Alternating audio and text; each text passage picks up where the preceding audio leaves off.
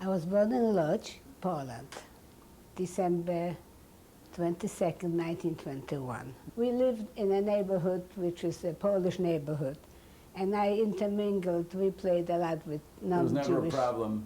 No, not at that time. Was it a religious home you came from? Or? It was a traditional, not a religious. I see. I went to school, first elementary, and then I skipped a grade, and I went to gymnasium, high school, which was private, and it was very expensive. So I know that my parents have sacrificed a lot in order to send me to school. My mother was a very happy person, always lots of laughs and lots of, we got a terrific sense of humor. And she had always money in her pocket because she was independent. She went to school and she became first a nurse. The second year she studied, she was a midwife. It was 1929. She was at that time a liberated woman. So she was one of the first ones. What In happened to your lives? 1939, and it was in May, I have finished high school. I got my matura, which was a big deal in Poland because not everybody could go to school. And I went for vacation to the town that my mother and my parents, both of them come from Chmielnik. I went for vacation to visit my grandmother, and I never went back to Lodz. I just packed my satchel with some summer clothing, and in 1939, when Hitler walked into Poland, I was in Chmielnik. So in fact, I was the first refugee in Chmielnik. That night, the Germans arrested 10, the most prominent Jews in Chmielnik, locked them into the synagogue, burned down the synagogue with the Jews in it. That was the first beginning that we encountered the Germans. And right away, they formed a ghetto, because Chmielnik was a small town and it was not feasible to make a closed ghetto. They gave an order that the main street, that we lived on, the main street, off limits to Jews, and we had to board up all our windows and doors, and everybody had to go through the back door. 1942, in June, I married Arthur, because I had no chance to survive. I had to, we all wanted to live, so I know that the Kleinhandlers had a good name, and I said, they will stay. If everybody will be sent out, they will stay. And it was the truth. September in 1942, in the morning, when they started to chase out people from their houses, at that time, 13,000 Jews, because with all the refugees from Lodz and from Radom, from Warsaw, everybody was running from the closed ghettos. So there was many, many Jews in Chmielnik. And we were all marched into that big enclosure. Meantime, the lieutenant from the Chmielnik Gendarmerie came. He had a small list that he wanted people to leave back.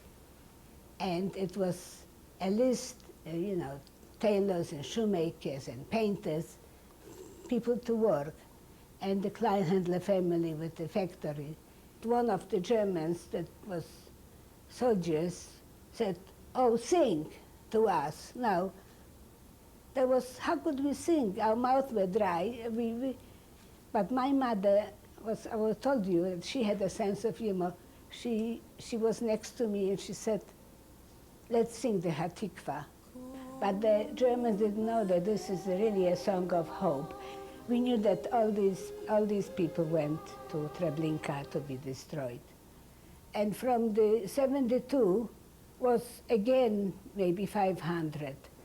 So the Germans made another action. They call it action, where they picked up again the Jews, and every time they left less and less Jews until there were only 20.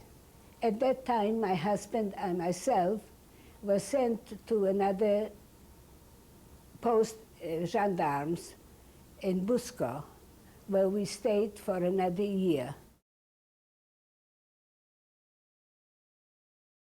There was a villa, because Busco was once a beautiful spa. They had all kinds of baths, especially sulfur bath, for people came from all over Poland. But we were borrowed from the concentration camp.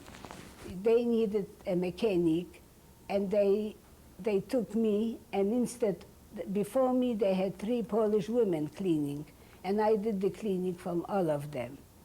In Busco, it was a very bad time for us, because we didn't know where we were. We belonged to officially belonged to the labor camp.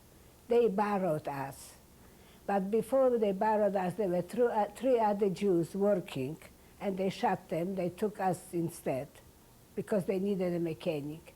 Our life was not our own, because we knew that any time they can come in and shoot us, like nobody would even know. And at that time, my husband said, let's go run away. Artur's brother and the sister-in-law was in hiding by a Polak, and we knew where they were. But I said to my husband, you know what, I don't want to hide. I don't want to hide. I want to, whatever will happen with all will happen with us. And because of that, we are alive, because the Polak later killed my brother-in-law, my sister-in-law, and took everything. There was a small fortune there, because the Kleinhandlers were wealthy people before the war. Then one day, they came from the Hassak, from the Hugo-Schneider Aktionsgesellschaft, from Kielce, and took me and Artur to the labor camp. My mind was working overtime. I said, I have to keep everything that's happening to me, I have to keep in my mind. There was no paper to write it down. Every night, I did not sleep well. I used to recite all the poems. One night, I said everything in Latin that I knew. One night was a German night. One night was a Polish night. I said, because I did not sleep, I repeated to myself over and over. And I repeated to myself the address of my uncle in New York. Every night, like a litany, it was going through my mind. I said, I just transferred myself to some other place. What can they do with people? I mean, we are still alive. We're still people, because I am Jewish. There was no other crime that I have committed.